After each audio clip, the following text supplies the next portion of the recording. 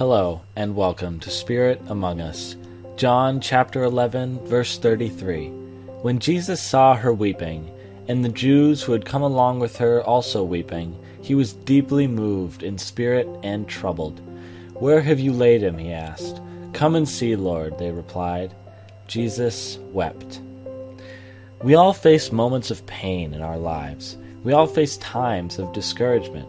There are moments when something horrible happens. We lose our job, lose our car, or we lose a loved one.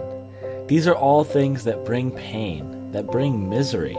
And one thing that people do when they feel miserable is cry. Crying is something that makes us feel better when we are facing pain.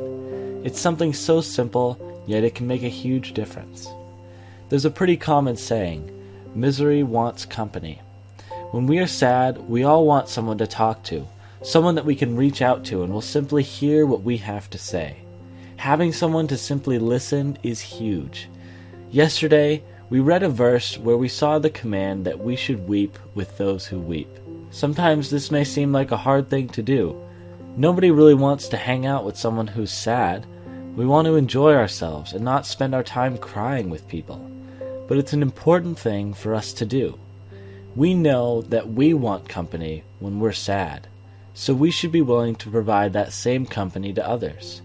But how exactly can we do that? We can look to the example given by Jesus. Here in John, we see the death of Lazarus. His two friends are mourning over his death, and even though Jesus knows that Lazarus will rise from the dead, he chooses to weep with them. He cries with them. Now, this is the King of Kings and Lord of Lords here, and he is choosing to mourn with those who are mourning. He could have brought him back right then, but he decided to set an example for us, that we would mourn with others.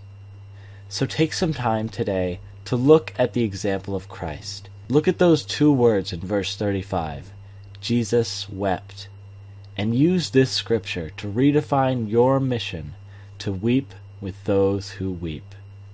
Thank you for watching, and God bless.